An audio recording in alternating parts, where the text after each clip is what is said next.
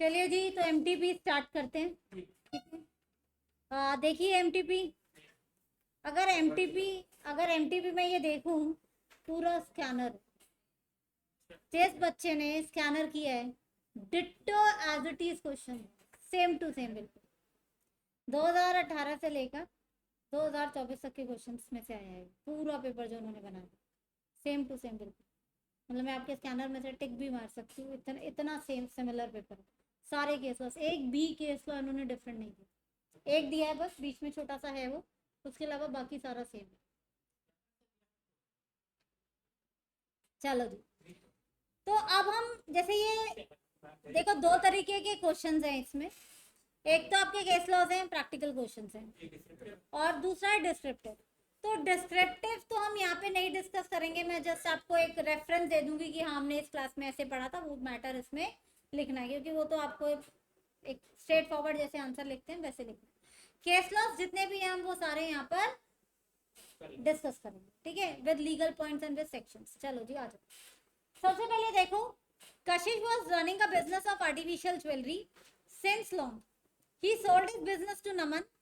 कशिश का artificial jewellery का business है, जो उसने किसको बेचा है, नमन को बेचा है। नमन ने अग्रीमेंट किया है with Kashish not to carry on the business of artificial jewellery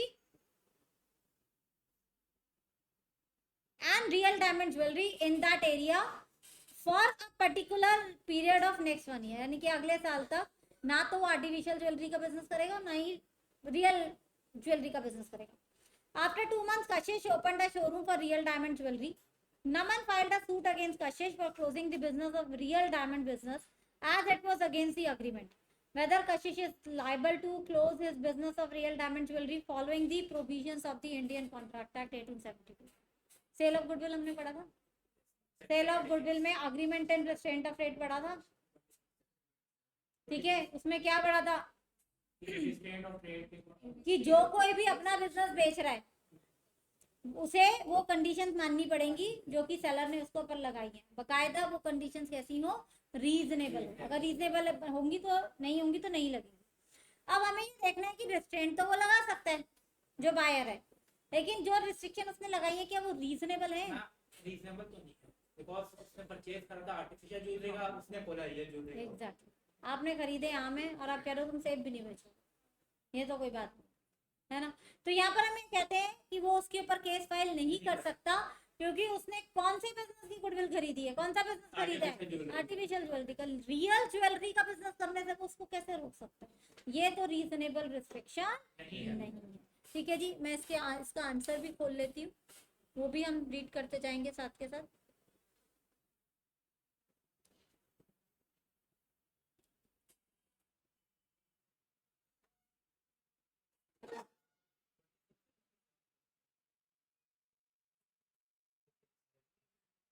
देखो जी, सिर्फ आंसर पढ़ेंगे। Here is exception to section 27 applicable to similar business only, तो सिमिलर बिजनेस पे एप्लीकेबल होता है। Agreement between Naman and Kashish will not be applicable on business of real diamond jewellery, hence Kashish can constitute his business of real diamond jewellery. वो real diamond jewellery का business तो वो कर सकता है। ठीक है जी, ये बात सबको समझ में आती है। चलो नेक्स्ट क्वेश्चन पे आते, नेक्स्ट क्वेश्चन पे। Albert obtained 2 loans of rupees 3 lakh and 4 lakh respectively. Albert ने पहले 3 लाख का लोन लिया, 2 लोन लिए हैं फ्रॉम अ बैंक। पहला है 3 लाख का और दूसरा है 4 लाख का। Out of these 2 loans, loan of rupees 3 lakh was guaranteed by Robert. 3 lakh जो है वो सिक्योर्ड है, गारंटी दी हुई है रॉबर्ट ने उसकी। Albert sent rupees 2 lakh to bank but did not intimate as to how it is to be appropriated towards the loan. अब Albert ने क्या किया, बैंक को 2 लाख रुपए दिए, लेकिन ये नहीं बताया कि इसकी एडजस्टमेंट 3 लाख के अगेंस्ट करो या फिर 4 लाख के अगेंस्ट करो, कुछ नहीं बताया उसने, not intimated. Bank appropriated the whole of rupees 2 lakh to the loan of rupees 4 lakh. Bank ने क्या किया, 4 लाख के अगेंस्ट से 2 लाख एडजस्ट कर दिए जो एल्बर्ट ने दिए बैंक को, क्योंकि वो अनसिक्योर्ड है ना, बैंक तो पहले अपना ही सोचेगा, सीधी सी बात है। Robert objected on the decision of the bank, बाद में रॉबर्ट ने कहा नहीं नहीं ये तो आपने गलत किया, आपने यहाँ 4 लाख के अगेंस्ट कैसे एडजस्ट कर दिया? He argued with bank that repayment amount should be first adjusted to the guaranteed loan. State with reasons whether the bank was correct in its decision under the Indian Contract Act. हाँ जी। इस case में हमने पढ़ा था कि पहले तो अगर डेटर ने स्पेसिफाई कर दिया तो उसके हिसाब से चलेंगे, अगर वो उसने स्पेसिफाई ना करा हो तो क्रेडिटर सेटल कर सकता है। एल्बर्ट ने तो स्पेसिफाई किया नहीं कि भाई आप किसके अगेंस्ट इसको एडजस्ट करो, तो हम कहते हैं फिर तो बैंक की मर्जी है, जहाँ मर्जी एडजस्ट करो। बैंक ने कर दिया 4 लाख के अगेंस्ट, तो बैंक तो अपने एक्शन में क्या है, रीजनेबल। ठीक है, ठीक है जी, आ जाओ आंसर पढ़ लेते हैं इसका एक बार।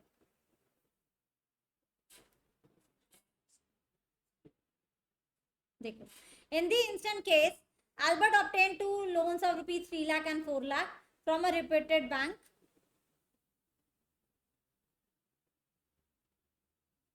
Guaranteed by the Robert. अच्छा, ये तो उन्होंने फैक्ट्स दिए।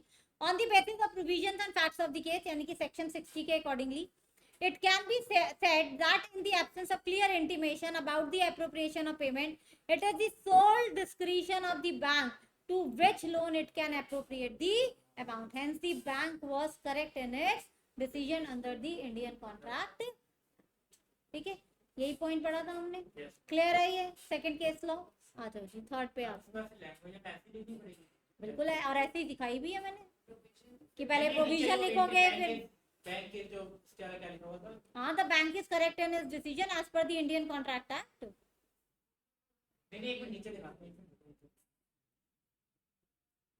जैसे मैं कह रहा हूँ sole description of bank of which loan it can appropriate. हाँ, आप इसको अपने तरीके से लिख दो, that is the description of the bank, या bank is correct in his action, वो तो जैसे भी लिखना चाहो, your decision should be correct.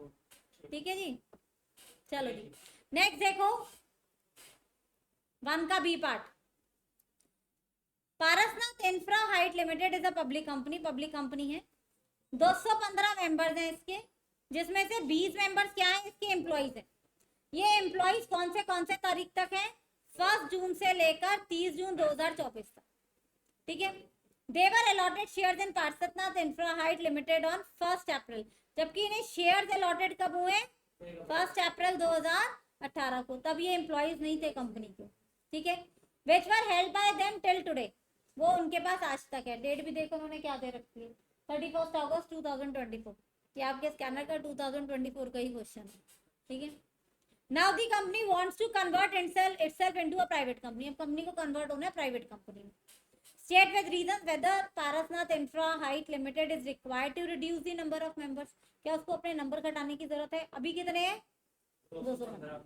अगर एम्प्लॉइज घटाते थे तब तो 200 हो जाएंगे। अब एम्प्लॉइज घटाने या नहीं घटाने, बेसिकली यही मुद्दा है इसमें।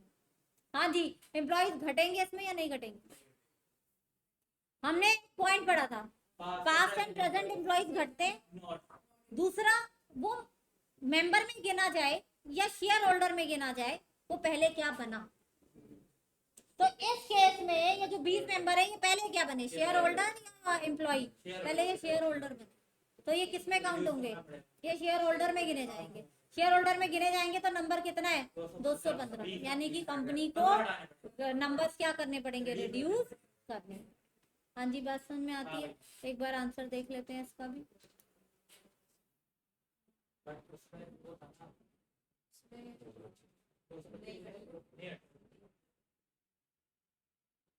देखो जी, 20 members were employees of the company, but they were not employee at the time of getting members. This is the key line, कि जिस समय उन्हें शेयर्स मिले उस समय वो कंपनी के एम्प्लॉई नहीं थे, और अगर वो उस समय कंपनी के एम्प्लॉई नहीं थे तो they were not be counted in that and nor on existing date, hence they will be considered as members for the purpose of the limit of 200 members. तो कंपनी को क्या करना पड़ेगा? Required to reduce the number of, उसको वो number reduce करना। ठीक है जी, चले आगे। चलो नेक्स्ट क्वेश्चन देखो, सी, ये डिस्क्रिप्टिव क्वेश्चन है। Indian partnership act does not make the registration of firms compulsory. आपको कॉन्सिक्वेंसेज ऑफ नॉन रजिस्ट्रेशन लिखना। कौन सा सेक्शन था? सेक्शन 69। ठीक है जी, तो ये आपका सीधा सीधा जो है डिस्क्रिप्टिव क्वेश्चन है। हाँ, मतलब जो भी सेक्शन 69 जो था वो पूरे का पूरा आपको लिखना है। ठीक है जी, चलो नेक्स्ट क्वेश्चन पे आते हैं। क्वेश्चन नंबर 2 का ए पार्ट देखो। Priyansh order 600 tins of apple juice from an American company M juice limited. 600 tins जो है प्रियांश ने ऑर्डर किए हैं, किससे? अमेरिकन कंपनी से, ठीक है जी, 600 tins. The company informed that tins would be packed in the boxes each containing 50 tins. तो उन्होंने क्या बोला कि एक बॉक्स में कितने टेन्स होंगे? 50 टेन होंगे, ठीक है। On delivery, it was found that a substantial part was in boxes containing only 30 tins. जबकि बाद में एक्चुअली में क्या पता चला कि एक बॉक्स में कितने टिन्स हैं? 30 टिन्स हैं। Priyansh rejected the whole order. Priyansh ने क्या किया? पूरे का पूरा ऑर्डर रिजेक्ट कर दिया। As the tins were not packed according to the description given in the contract. M Juice Limited sued Priyansh for the recovery of price. हाँ जी, प्रियांश इसको रिजेक्ट कर सकता है या नहीं कर सकता है? हाँ जी, breach of condition as to description. Description में मैंने तुम्हें पैकेजिंग भी कराई थी कि जैसे जैसे पैकेजिंग बताई है, अगर वैसे वैसे पैकेजिंग नहीं हुई है तो वो भी ब्रीच ऑफ कंडीशन है। कौन सी वाली breach of condition? Condition as to description. तो ये प्रियांश क्या कर सकता है? इस कॉन्ट्रैक्ट को रिजेक्ट। कैसे? क्वांटिटी कम नहीं आई है, पैकेजिंग अलग की। उन्होंने कहा दिया कि क्वांटिटी कम आई है। अरे बाबा, तो हो सकता है नंबर ऑफ बॉक्सेस बढ़ा दिए उसने। आप ये देखो ना, क्वेश्चन वो किस पे पूछ रहे हैं। उन्होंने आपको क्वांटिटी से रिलेटेड कम आई, ज्यादा आई, कहीं दिया है कुछ?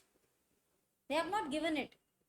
वो तो कह रहे हैं पैकेजिंग ठीक नहीं आई जैसे बोली गई थी, ठीक है। एक में 50-50 आने चाहिए, तो उन्होंने एक में 30-30 कर दिए। मैं समझ रहा हूँ, सपोज करो अगर तुम्हारे 150-200 थे तो अब उन्होंने नंबर ऑफ बॉक्सेस उस हिसाब से बढ़ा दिए होंगे, तो वो वाला सेक्शन नहीं लगेगा इसको। चलो जी, आज आंसर पढ़ते हैं एक बार। देखो,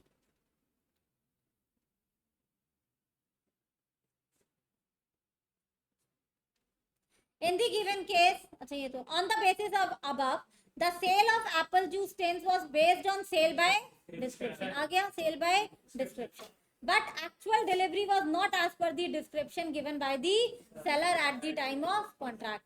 Hence Priyansh is correct in rejection of the implied condition पूरी नहीं हुई, ठीक है जी। चलो जी, नेक्स्ट क्वेश्चन पे आते हैं।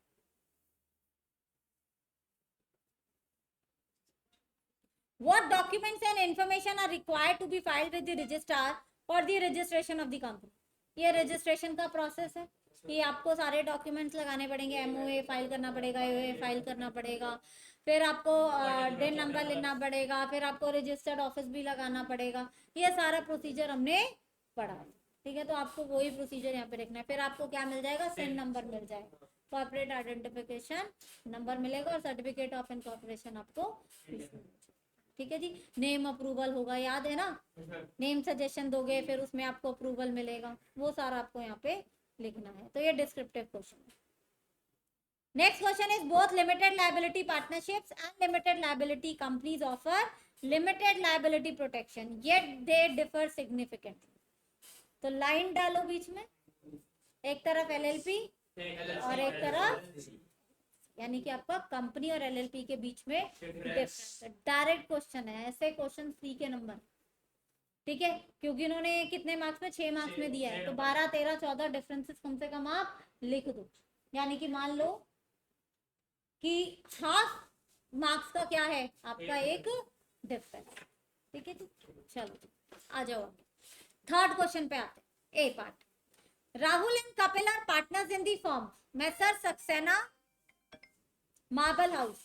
राहुल एंड कपिल क्या है इसमें? पार्टनर्स हैं। फर्म का नाम क्या है? Messrs Saxena marble house. Rahul purchase 100 shares of a reputed company. Rahul ने 100 शेयर्स खरीदे हैं किसी कंपनी के अपने पर्सनल नाम पे, in his name, but he made the payment from firm से अकाउंट। लेकिन उसने पेमेंट कहां से की इन शेयर्स की? कंपनी के अकाउंट से कर दी। यानी कि फर्म कौन सी है? मैसर सक्सेना। पार्टनर कौन है? राहुल एंड कपिल। राहुल ने शेयर्स खरीदे हैं, नाम उसने अपना लिया है, पर्सनल नेम, लेकिन अमाउंट उसने कहां से लिया है? पार्टनरशिप फॉर्म से, ठीक है जी, पेमेंट उसने ऐसे की। Rahul did not consent to Kapil, Rahul ने पूछा भी नहीं है कपिल से, कपिल को कोई नॉलेज नहीं है कि वो ऐसे शेयर ले रहा है या उसने कुछ ऐसे पेमेंट्स किए हैं, उसको कोई आइडिया नहीं है। Rahul did not consent to Kapil before acquiring of shares. अब उन्होंने आपसे 2 क्वेश्चंस पूछे। पहला, whether the shares purchase by Rahul constitute the property of firm, क्या राहुल ने जो शेयर्स खरीदे हैं वो फर्म की प्रॉपर्टी मानी जाएगी? हाँ जी बताओ, यस और नो। फर्म के पैसे से खरीदी है, सेक्शन 29। फर्म की प्रॉपर्टी क्या क्या मानी जाती है? जो कुछ भी फर्म के पैसे से खरीदा जाता है वो फर्म की प्रॉपर्टी मानी जाती है, ठीक है। तो यहाँ पर हम ये कहते हैं कि ये भी क्या है, फर्म की प्रॉपर्टी। दूसरा देखो, what would be your answer if Rahul debits himself in the accounts books of firm and become a debtor of the firm? फिर राहुल के नाम पे, फिर तो नाम भी राहुल का, पैसे भी राहुल के, क्योंकि राहुल ने अपने आप को फॉर्म में क्या दिखा दिया, डेटर दिखा दिया। तो यानी फिर तो उसने फॉर्म से पैसे भी नहीं लिए, पैसे भी उसने अपने ही दिए, फिर उधारी ली है उसने फॉर्म से। तब उस केस में शेयर्स किसको बिलोंग करेंगे? वो राहुल को बिलोंग। ठीक है जी, आ जाओ आंसर रीड करते हैं।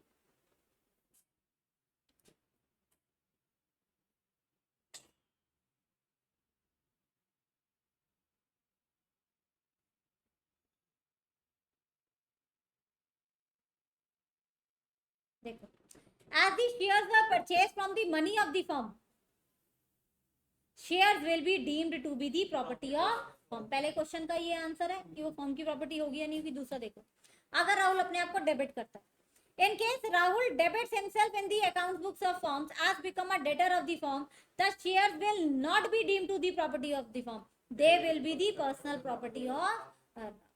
हाँ जी, ये बात सबको समझ में आती है, क्लियर है। और पहले जैसे हमने पढ़ा है, आप पहले ऊपर क्या लिखोगे, पहले लिख के क्या क्या फर्म की प्रॉपर्टी में गिना जाता है वो लिखोगे, उसके बाद फैक्ट लिखोगे और फिर उसके बाद क्या लिखोगे, अपना कंक्लूजन, जैसे हम अभी तक केस लॉस लिखते हैं। चलो आ जाओ, सॉरी मैं सेक्शन 29 बोल गई, सेक्शन 14 मेरे मुंह से शायद, that is the section of rights of transfer. हाँ, मैं मुंह से गलत निकल गया मेरे। चलो जी, नेक्स्ट क्वेश्चन पे आता हूँ। देखो बी का 1 देखो, सूरज फार्मा लिमिटेड है public company, Suraj pharma limited एक पब्लिक कंपनी है। Its articles of association empowers the managing agents to borrow both short and long term loans. Article of association क्या कहता है कि जो भी मैनेजमेंट है वो क्या कर सकती है, लोन बोरो कर सकती है, शॉर्ट टर्म भी और लॉन्ग टर्म भी, on behalf of the company, यानी कि आर्टिकल ऑफ एसोसिएशन तो परमिशन देता है। Mr. Smith, the director of the company, approached Easy Finance Limited, a non-banking finance company, for a loan of rupees 25 lakh in the name of the company. Mr. Smith ने Easy Finance Limited से कितने का loan मांगा है? 25 लाख का। किसके नाम पे? कंपनी के नाम पे। ठीक है जी, कंपनी का आर्टिकल ऑफ एसोसिएशन कहता है कि ले सकते, ठीक है, कोई प्रॉब्लम नहीं। The lender agreed and provided the above said loan. ये एग्जैक्टली सेम क्वेश्चन है जो हमने पढ़ा था। केस का नाम याद है? Royal British bank versus later on Suraj Pharma Limited refused to repay the money borrowed on the pretext that no resolution authorizing such loan have been actually passed।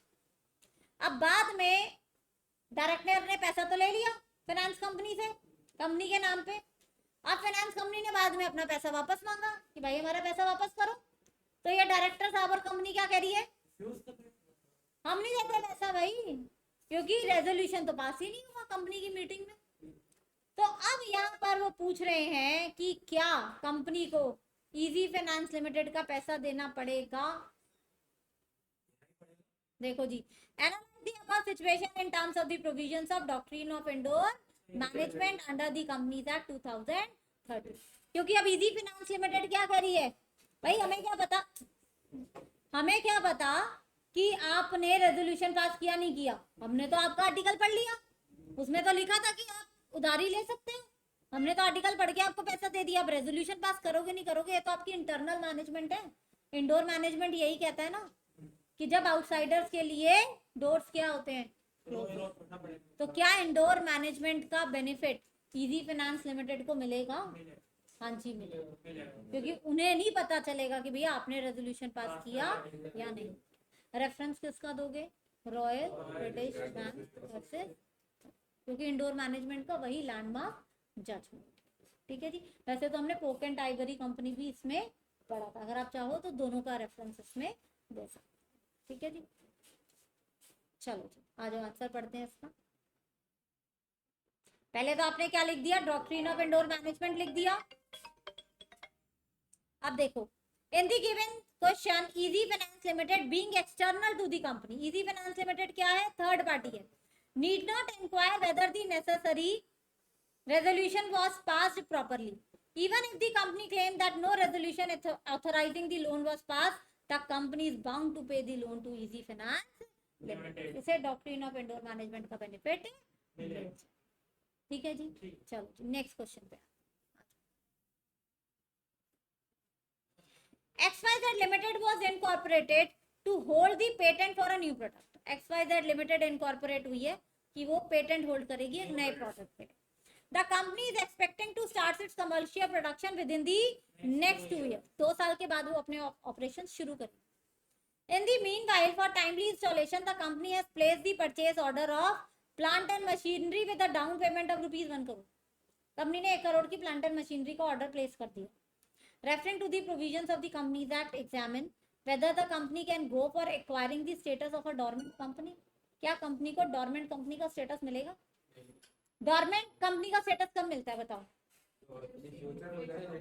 Inactive company. Inactive company का क्या मतलब है? आपने कोई भी significant accounting transaction ना किया। ROC की फीसेस पे कर सकते हो, ऑफिस मेंटेनेंस के पैसे आप दे सकते हो, इस एक्ट के रिक्वायरमेंट के तहत कोई पैसे देने हैं वो दे सकते हो, लेकिन इसके अलावा कोई भी सिग्निफिकेंट फाइनेंशियल अकाउंटिंग ट्रांजैक्शन नहीं होनी चाहिए। इन्होंने तो 1 करोड़ की ट्रांजैक्शन कर ली है, गवर्नमेंट स्टेटस मिलेगा? नहीं मिलेगा, because they have done significant accounting transaction. एक बार पढ़ लेते हैं इसको भी आंसर। देखो, according to section 445 of the 455 of the companies act, आपने पहले किसकी डेफिनेशन लिखनी है? गवर्नमेंट कंपनी की डेफिनेशन लिखनी है, फिर आंसर लिखना है। In the instant case XYZ limited has made a significant accounting transaction. आ गया, पूरे 1 करोड़ की पेमेंट कर दी है भाई। It does not meet the criteria of a dormant company under section 455 of the companies act, therefore XYZ limited can not acquire the status of dormant. ठीक है जी, आगे चले। चलो देखो, नेक्स्ट क्लास में आता है what is mean by a void contract and voidable contract. इन दोनों में क्या लिखना है? डिफरेंस लिखना है। बीच में लाइन डाल के लिख दो, पैराग्राफ फॉर्म में लिख दो, जैसे आपको पसंद हो वैसे लिख दो। ठीक है, 6 नंबर का क्वेश्चन है, तो इसमें भी एक्सप्लेनेशन पूरी देनी है आप, और अगर लाइन डाल के लिख रहे हो तो 12-13 डिफरेंसेस कम से कम लिख देना, आधे आधे नंबर का डिफरेंस मान के, यानी कि 6 नंबर का तो 6 डिफरेंस लिख कर आऊंगा, 1 नंबर का 1 नहीं जी। और इसमें इतने डिफरेंसेस बन जाएंगे वॉइड एंड वॉइडेबल। ठीक है, 8-10 तो आराम से बनेंगे तुम्हारे। चलो जी, नेक्स्ट आता है क्वेश्चन 4। क्वेश्चन 4 का ए पार्ट देखो। Nitin appointed Shiv as as agent, agency का क्वेश्चन है। ये सेम एग्जांपल हमने क्लास में किया था। Nitin appointed Shiv as as agent to transport apples from Shimla to Delhi. Apples जाने हैं शिमला से Delhi. Due to heavy raining near Shimla, Shiv was stranded for more than 7 days. 7 दिन उसको वहीं रुकना पड़ गया। Shiv was not in a position to contact with Nitin. Shiv ने कोशिश भी की कि वो नितिन से बात कर पाए कि भैया क्या करना है, मैं 7 दिन से यहाँ पे खड़ा हूँ, एप्पल सड़ रहे हैं, बट वो बात नहीं कर पाए। To save Nitin from loss, Nitin को नुकसान से बचाने के लिए शिव ने क्या किया? Sold all the apples in the near by market below the market rate. Explain with reference to the Indian Contract Act, can Nitin recover the loss from Shiv as Shiv has acted beyond his authority? No. Very good. Agent की agency automatically expand हो जाती है अगर कोई emergency situation होती है। Condition क्या है कि एजेंट ने प्रिंसिपल को कांटेक्ट करने की, कम्युनिकेट करने की कोशिश की। यहाँ पे बड़ा क्लियर कर दिया, उसने कोशिश की मगर कम्युनिकेट नहीं हो पाया, तो ऑटोमेटिकली शिव की अथॉरिटी जो है एजेंसी की, वो क्या हो जाती है? वो एक्सपैंड। ठीक है जी, आ जाओ एक बार आंसर देख लेते हैं इसको।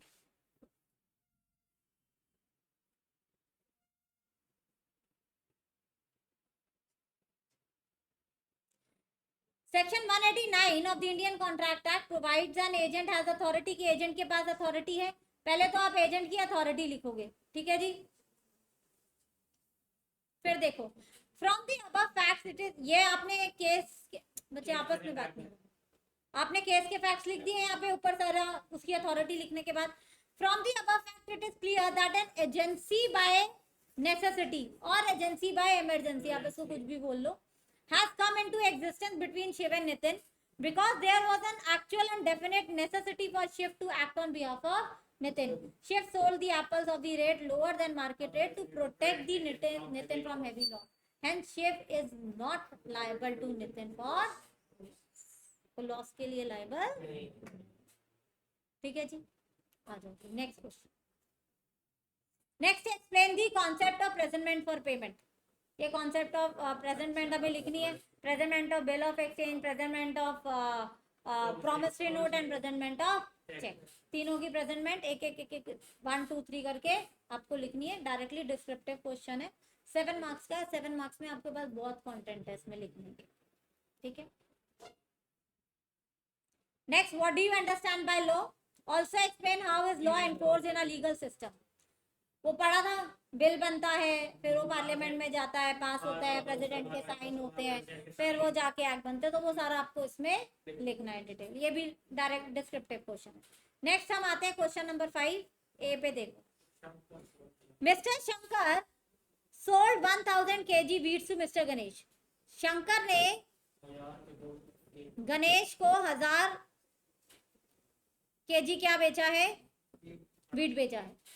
Wheat was to be delivered after 10 days of contract. Wheat कब डिलीवर होना था? कॉन्ट्रैक्ट के 10 दिन के बाद होना था। After 5 days of contract, a friend of Mr. Shankar secretly informed him that Mr. Ganesh made default in payment. Shankar को उसके एक फ्रेंड ने बताया कि भाई गणेश जो है वो पेमेंट नहीं करेगा। यारी दोस्ती में, भाईचारे में बताया गया उसको। On the information of friend, Mr. Shankar applied the lien and withheld the delivery. उसने फ्रेंड की बात मान के उसकी डिलीवरी जो है होल्ड कर ली कि भाई अब इसको सामान नहीं जाएगा जब तक ये पैसे नहीं देगा। State whether mister Shankar was right in his decision. Conditions क्या थी लीन की? या तो पर्सन सामने वाला जो बायर है वो इंसॉल्वेंट हो जाए, क्रेडिट पे अगर सामान दिया तो क्रेडिट पीरियड एक्सपायर हो जाना, ठीक है, या फिर सामने वाले ने पैसे देने से आपको मना कर।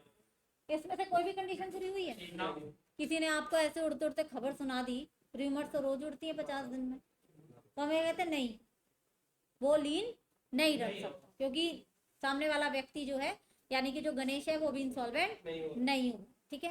What would be your answer if mister Ganesh become insolvent? अब वो रख लेगा, क्योंकि इंसॉल्वेंसी हमारे पास एक कंडीशन है कि अगर सामने वाला बायर इंसॉल्वेंट हो गया तो पता चल गया ना भाई पैसे नहीं मिलेंगे, क्योंकि इंसॉल्वेंट तो कोर्ट के ऑर्डर पे हुआ होगा ना, तो कोर्ट ने तो देख भाल के इंसॉल्वेंट जब किसी को डिक्लेयर किया तो अब तो पता है इसके पास पैसे नहीं।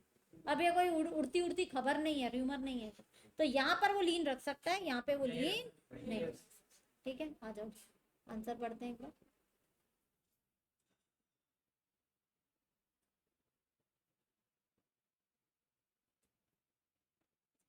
सबसे पहले हमें कहते हैं अनपेड सेलर लिखोगे। भाई अनपेड सेलर कौन होता है? अनपेड सेलर ही तो क्या रह सकता है? राइट ऑफ लीन, ठीक है। फिर आपने राइट ऑफ लीन लिख दिया। अब आपने क्या लिख दिया इसका answer? On the basis of above provision it can be said that even mister Ganesh was an unpaid seller until the term of credit has expired, hence Mr. Shankar had to perform his promise. Second में क्योंकि Ganesh insolvent हो गया before delivery of it, Shankar had the right to apply the, वो delivery को withhold कर। हाँ जी, ये बात समझ में आती है? चलो नेक्स्ट पे आते हैं। Partners in a firm may be classified into various types based on the extent of their liability. ये तो स्ट्रेट फॉरवर्ड क्वेश्चन, ऐसे क्वेश्चन फ्री के नंबर होते हैं। डोरमेंट पार्टनर लिखना है, नॉमिनल पार्टनर लिखना है, पार्टनर इन प्रॉफिट ओनली लिखना है, एंड पार्टनर बाय होल्डिंग या partner by estoppel. Holding bye और एस्टॉपल एक ही बात है। 7 नंबर में है, 4 नंबर दिए, यानी कि आप ये समझ लो एक पार्ट जो है वो 2 नंबर, तो बहुत ज्यादा डिटेलिंग में नहीं जाना। वैसे भी पार्टनर इन प्रॉफिट्स में आपको बहुत ज्यादा डिटेलिंग नहीं मिलेगी, एस्टॉपल में तो फिर मिल जाएगी, नॉमिनल पार्टनर में तो फिर मिल जाएगी। पहले वाला डोरमेंट पार्टनर और पार्टनर इन प्रॉफिट ओनली में आपको 3-3 4-4 ही लाइन मिलेंगी, उससे ज्यादा आपको मिल भी नहीं पाएंगे, ठीक है, तो ऑन एन एवरेज आप मान के चलो 1.5 से 2 नंबर का आपका एक पोर्शन है, उस हिसाब से आपको इसकी एक्सप्लेनेशन लिखनी है। नेक्स्ट आता है, what do you understand by a quasi contract? Again 3 के नंबर, क्वासी कॉन्ट्रैक्ट की डेफिनेशन लिखो, काइंड्स ऑफ क्वासी कॉन्ट्रैक्ट्स लिखो, सारे पढ़े थे ना हमने, फाइंडर पढ़ा था, फिर उसके बाद नेसेसरीज पढ़ा था, सारे क्वासी कॉन्ट्रैक्ट पढ़े थे, वो सारे के सारे लिखो। बहुत कंटेंट है आपके पास 6 नंबर में लिखने, कट शॉर्ट ही करना पड़ेगा। पूरा एक चैप्टर पढ़ा हमने क्वासी कॉन्ट्रैक्ट, और उन्होंने वो पूरा चैप्टर पूछा आपसे, तो पहले क्वासी कॉन्ट्रैक्ट की डेफिनेशन और उसके बाद काइंड्स ऑफ क्वासी कॉन्ट्रैक्ट सारा आप लिखो। नेक्स्ट आते हैं क्वेश्चन नंबर 6 के ए पे। Sachin bought 1000 kg sugar from Saurabh. Saurabh से सचिन ने क्या खरीदी है? 1000 kg, यानी कि सौरभ क्या है? बायर, और सचिन क्या है? सेलर।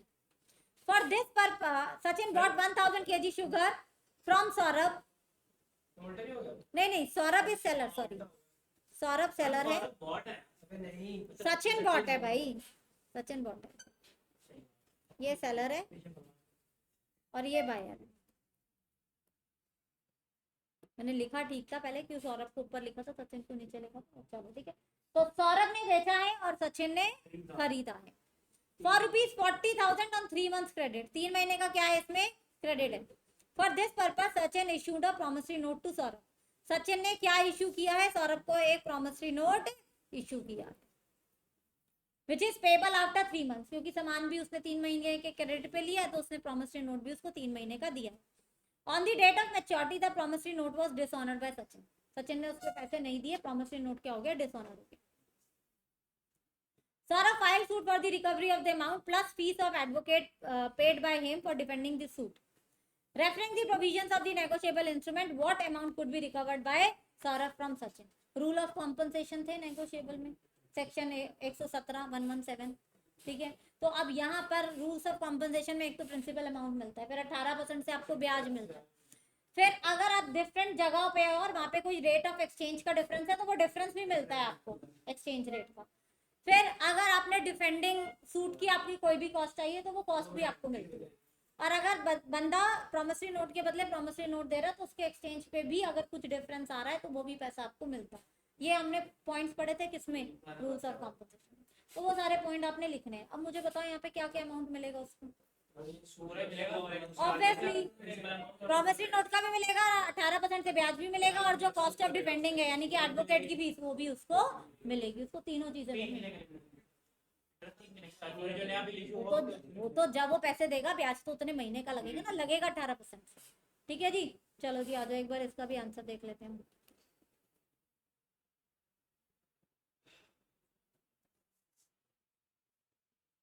देखो, according to section 117 of the negotiable instrument act, the compensation payable in case of dishonor of promissory note। 117 क्या था? मतलब चाहे promissory note dishonor हो, चाहे आपका bill of exchange dishonor हो, जो भी हो, रूल्स ऑफ कॉम्पनसेशन सबके लिए है। इन द इंस्टेंट केस, अच्छा ये तो इन्होंने केस बताया है, डिसीजन पढ़ लेते हैं।